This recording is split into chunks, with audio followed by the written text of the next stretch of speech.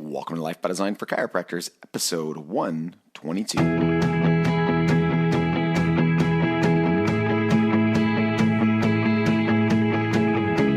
Welcome to Life by Design, the podcast for chiropractors. Here's your host, Dr. Jamie Richards. Welcome to Life by Design for Chiropractors. I'm your host, Dr. Jamie Richards. On today's episode, myself and Dr. Crescio talk about why your social media marketing sucks. You could say why it's not working, but really, let's be honest. Why does your social media marketing suck? And there's really two reasons. I'm going to share those with you. We're going to pull out statistics from actual client files. And, after reviewing hundreds and hundreds, it's very clear in many ways why social media isn't working. And when we hear people say it's not working. And so we want to walk you through those because that might be you. That might be something that you're dealing with, thinking I've done this, I've repeated this. I know it works for you, but it's not working for me. The truth is, if these metrics are looked at properly, you can see very clearly what step you need to take and what the action step needs to be. So I think you're going to get a ton out of today's episode. If you don't get our daily emails, the retention-based practice dailies, then go to our show notes and go to the Instagram bio as well. You can check it out there. Click the link, get our daily emails. Guys, enjoy today's episode of Life by Design for Chiropractors, the voice of reason in chiropractic. Crescio, welcome to Life by Design for Chiropractors. Jamie, I'm happy to be here. Yes. Why your social media marketing sucks. We went for it, eh? We went for it. Yeah.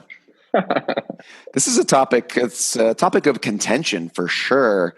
And, I've been digging into a lot of statistics with a lot of our clients and people who send me their data so we can look at it and give them some feedback and, whether it be on a consultation call or otherwise.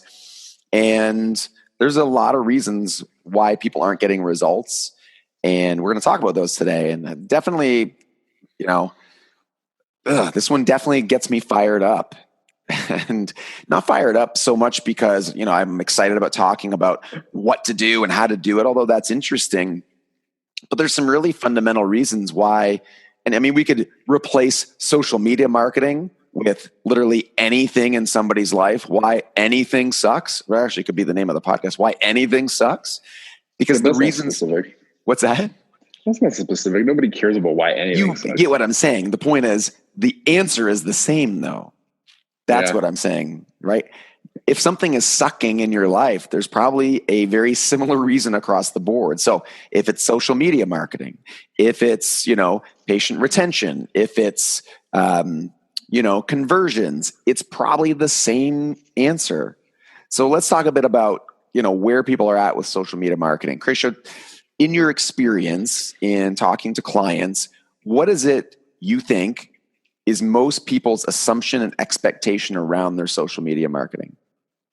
What's their assumption and expectation? Yeah, like when you talk to somebody and they say, well, I kind of thought, it should look like this, or, I should be getting results by now, right? And I know this is something that you talk a lot about with clients to help them understand what the reality is around social media marketing and marketing in general.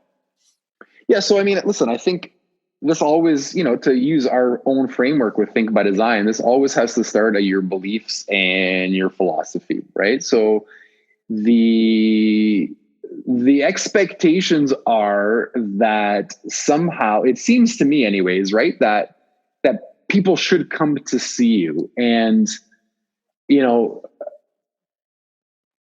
I got to be careful how I word this, but really tell it like it is, Crescio. Tell it like it is, brother. I want it to be helpful. Well, the belief system really should be, I want to help people, right? So you're going on social media and you're producing this content because deep down inside you have a desire to get your message out and be valuable to human beings, right? So there's a lot of discouragement that happens around social media marketing and chiropractic and through the people that I talk to. And the reason that most people are discouraged is because they have the wrong mindset. They're discouraged because they're not getting a response. Right. I'm not doing it for a response. I'm doing it because I want to be helpful and valuable, which means that if one person looks at this and says, holy shit, that's awesome, that's helpful, I've achieved the result, right? So I'm happy off the get-go. And once you're happy, from the get and you actually enjoy doing this process, you're much more likely, to continue. The first thing that I look at when somebody says, well, this isn't working, I'm like, well, how often are you posting is the first thing, right? Because you can just tell so much about how often something's posted and what the content is about, right? And more often, when I check in, what I see is infrequent posts. The last person that asked me, I checked, and the last post was like in May. It's September.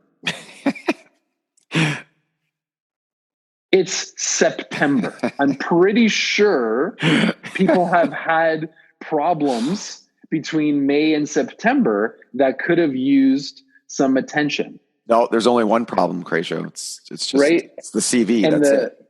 And the second thing that I look for is the nature and the underlying intention. Yeah. That it's obvious for me to see in the content that's created. And unfortunately, what I'm seeing is not, this is for you, let me help you. It's come and see me. Yeah.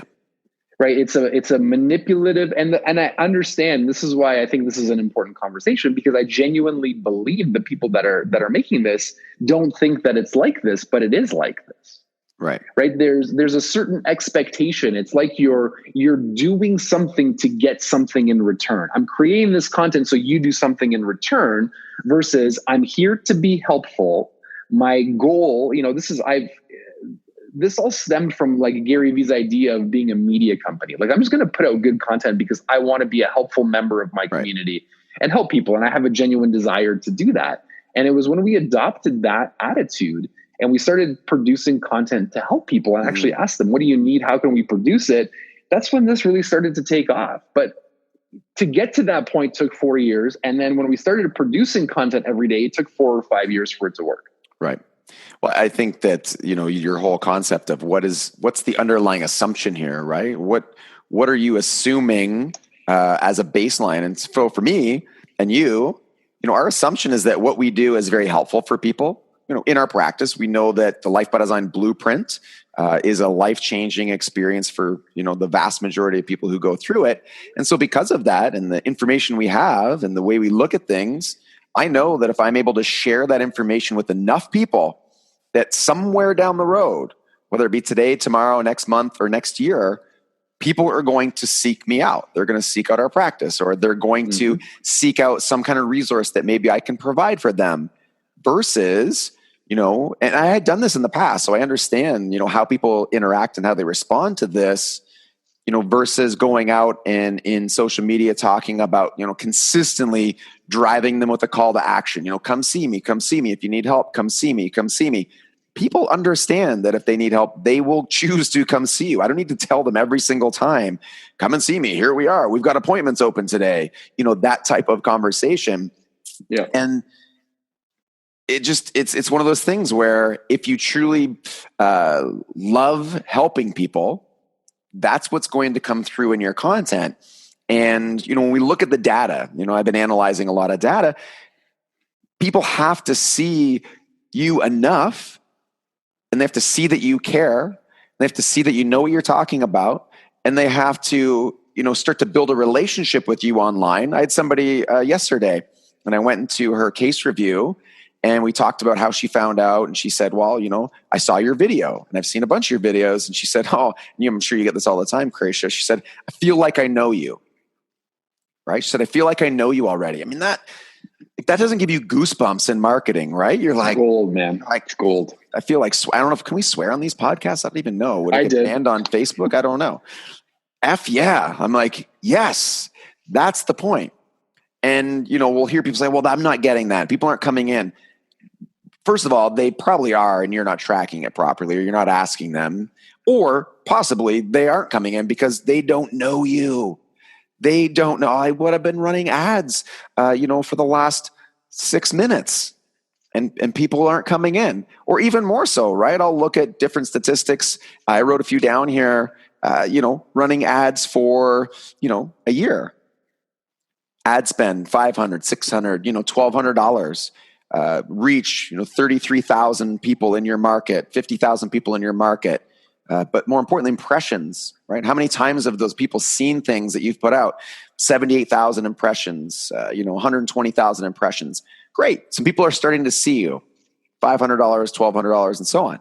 So then I pulled up mine and I said, well, how does that compare? Right? And forget about years ago, because, there's work leading up to this, but let's just say the last year, 121,000 people in my market have seen something. This is just paid advertising. That's not that much more than the other statistics I have. And you're like, oh, well, no big difference. We had 33, we had 50, you had 121. But here's the difference. 2.4 million impressions. 2.4 million. My market's 120,000 people. So do the math, right? That means people are seeing my stuff. I'm not good with math, but that's what, 50 times, right? Something along those lines, 20 to 50 times if I'm doing the quick, really terrible, big range math. But here's the point. They're seeing my stuff a lot. So where someone, you said between September and May, no posting, yet in the 8th month in my time frame, people are seeing me or something from me 50 times. So am I judging so we've got some, leads coming into different, opt-ins and building our Facebook group. And yes, we've got some consultations, but of course I do. They know who the heck I am. So when people see a video of me or you, they go, oh, well, that's that guy. When somebody has seen you twice in 9 months, think about it, guys.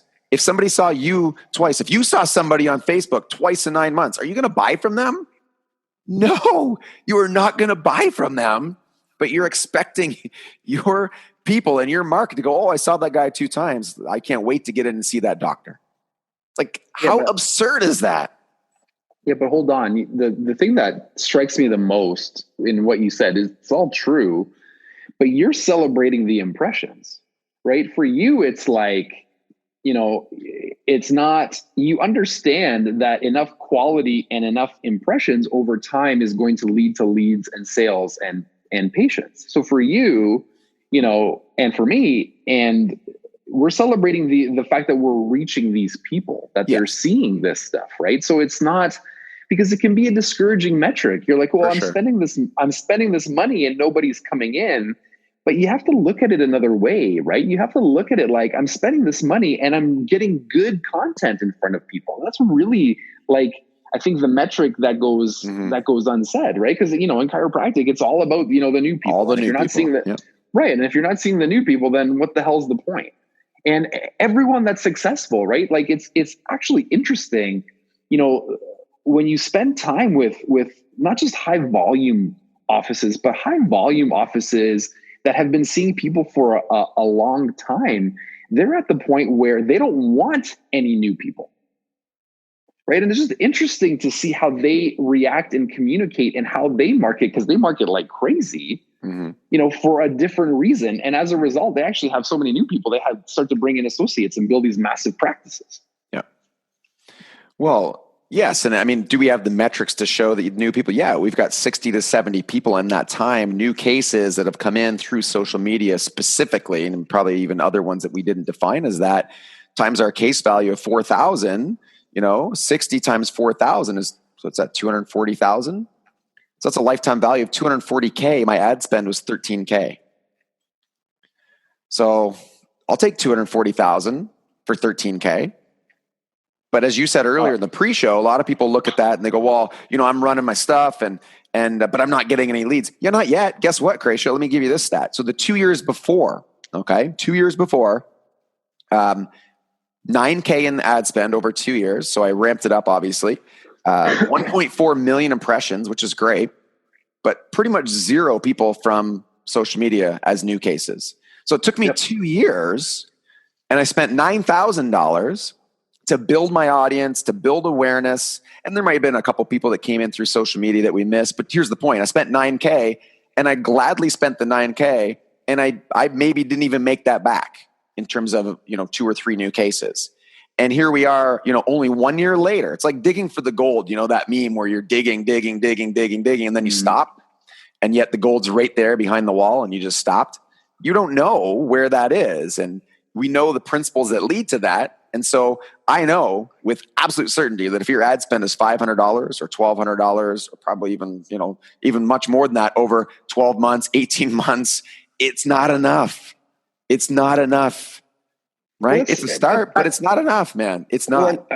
Well, I mean, I think it's super interesting, to talk about like the beginnings of this thing. I in the elite group, I've been talking when it's interesting, because it's day to day. It's not that exciting. But in February, I started an offer to finally build an email list of leads. Mm-hmm. Right. So I started at 0, and it's September now. So mm-hmm. February to September, however long that is. The list is not massive. It's 120 people. Mm-hmm. So people opt in. I have a really simple Facebook ad, for exercises. If you want these exercises, then opt in. So they opt in, they join the list, they get emailed every day, Monday to Friday. Here's the thing that's super interesting to me. Every month they get a 9-word email that mm-hmm. says, "Hey, Jamie, I have 3 spots left for a biostructural examination. Do you want one?" When the list was at 0 people were coming in. Last month, I wrote that email and I had 3 people put up their hand and come in for appointments. And last month I did it at the start of August, and I'm going to do it again at the start of September. I had 7 people opt in. That's a list of 112 people that have been nurtured properly over time. Right. What do you think's going to happen when and it might take me, 4 or 5 years to get there, which is fine with me. But what do you think's going to happen when that list is 1,000 people? Right.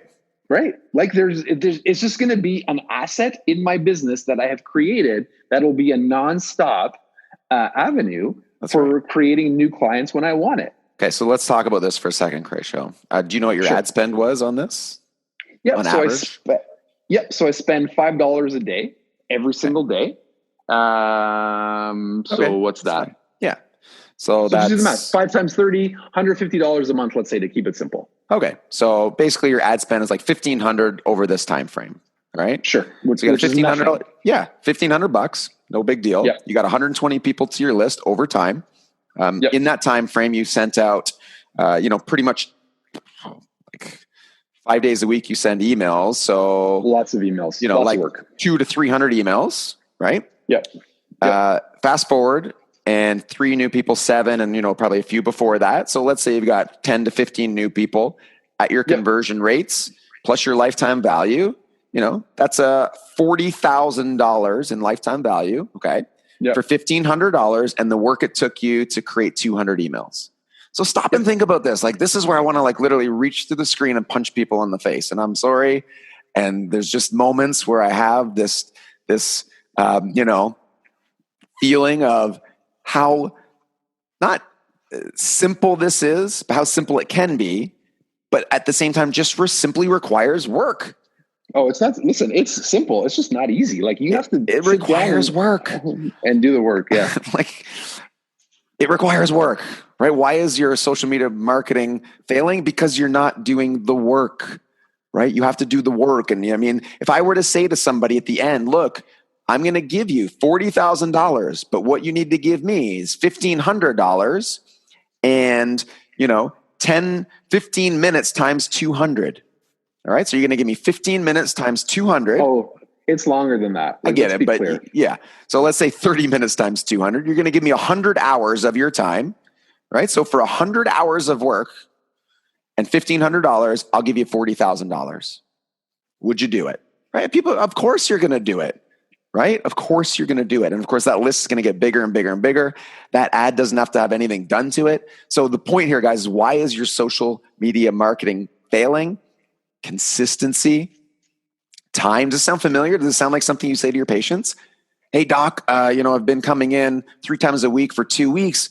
I don't know why, this curve in my neck that you told me had been distorted. Why is it not better yet? Right? Why is my 25 or 30 years of structural change, why is it not, completely resolved?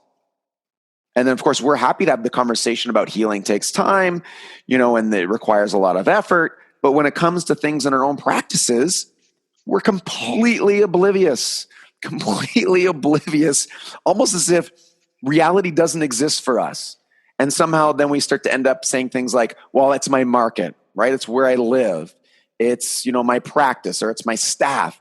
No, It's the same rules and principles you're teaching your people: time, consistency. I would even make the case that doing a good job, well, is important, and you should, isn't even the most important thing, right? Your content doesn't even have to be that great. I would choose consistency over great, Cratio. I don't know about you, but I would choose consistent content every day over good content. So I think the other thing we should talk about is the lure of the you pay us money, right, and we'll do your media content for you, and as a result, we promise you, right, 20 to whatever, 30 to 50 new people every single month, and that sounds absolutely incredible. Sure. Right. So it sounds amazing. So let's just build some context. I've hired them. I've tried it. We did the Groupon thing, 7-8 years ago when we really needed new people. Mm-hmm. We had a company that was putting out content for a low ball offer for us. And here's the thing. It worked. It worked great. People came in. There was a ton of new people. It felt amazing to see all these new people on the schedule. None of them started. Like next to none of them. There are 0 of these people still left in my practice because I tracked stats back then. It took a lot of time for us. It felt like we were really trying to sell and convince people that they should be under chiropractic care, which was a terrible feeling. And it was really stressful. And then we had to keep doing it, right? It was something that we had to keep doing more and more and more and more. Whereas now we're in the mode like how you were a month ago, where you're like, shit, I got to turn my ads off. Right. Right. So again, and here's the thing. I'm not saying, that there's no value to these things. There's plenty of value, sure, right? Like sure. if you want to crank it up and you want to get good at learning how to create lifetime practice members, it's great to get yourself, a lot of experience with an examination in a day 1 and a day 2. I think it works great for that. Mm-hmm. But it's just not something that's going to create you a long-term quality person, at a high rate. I would much rather get what we're getting now, 20 to 25 new people every month, with a conversion rate around 80%, and then them staying for, extended periods of time. No, it sounds good to me. And I think really the take-home action step wise, if I had to give somebody advice, I would say commit to being consistent, whatever that is for you. If consistent is twice a week, then commit to twice a week, right? Give yourself, let's say a number I've been using in the gym a lot. Give yourself 100 days, right? The next 100 days, just 3 months. For the next 100 days, commit to creating whatever the amount of content you've decided is. If it's twice a week, then for the next, 13 weeks, you're going to create 2 posts or videos or whatever it is a week. You're going to send out 2 emails a week. Just do it consistently, regardless of what happens. Commit to a certain amount of ad spend. So decide just in your head, what do you feel comfortable with right now? Right? And somebody go, $500. Awesome. You're going to throw $500 in the machine and you're going to start to build an audience. And 13 weeks from now, 100 days later, start to assess what's actually happening. But until you've actually done that, until you've done just that, I think you have no basis to determine if anything is either working or not working, regardless of the criteria they're picking, regardless if it's new person leads, impressions. You have no consistent data source to base your decisions off of. So that's step 1, and that would be the advice I would give. Cratio, what would you advise if someone's listening? What do they take away from this? What's their next step? Yeah, I love that. I would congruently, while doing that, because you need to do something, I would begin to shift my focus away from the obsession of it's all about leads and me getting new people, because it almost sounds counterintuitive, but the way that this really works is that if you really want to have this practice and to be helping these people, you got to start thinking like them and about them and being a helpful person, and I would shift my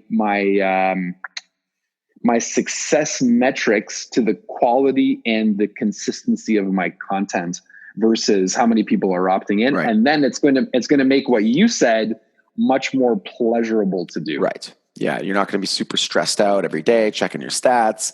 You're going to create the content for the sake of creating good content and helping people. And I actually think, to leave it this, I think a lot about Life by Design for chiropractors. We really don't measure. I mean, we do, but it's not something we talk about really very often. You and I briefly talked about it today. We're like, wow, we're doing really well. We never really even, had looked into it over the last couple of weeks. And we just create the content that's based on problems that people are having that we found a way to solve either in our practices or with our clients.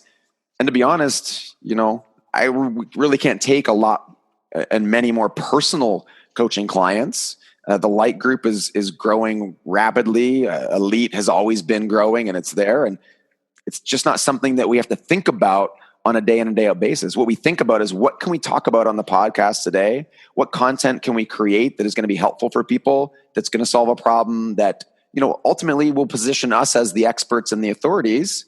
And when people are ready, they'll go ahead and make that choice to work with us or consult to work with us. And that's the same thing that's going to happen, guys, in your practice.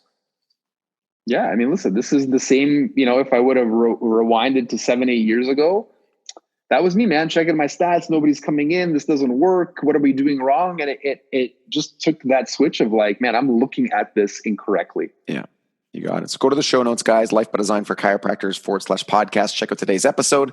And thank you for listening to the show. Life by Design for Chiropractors, the voice of reason in chiropractic.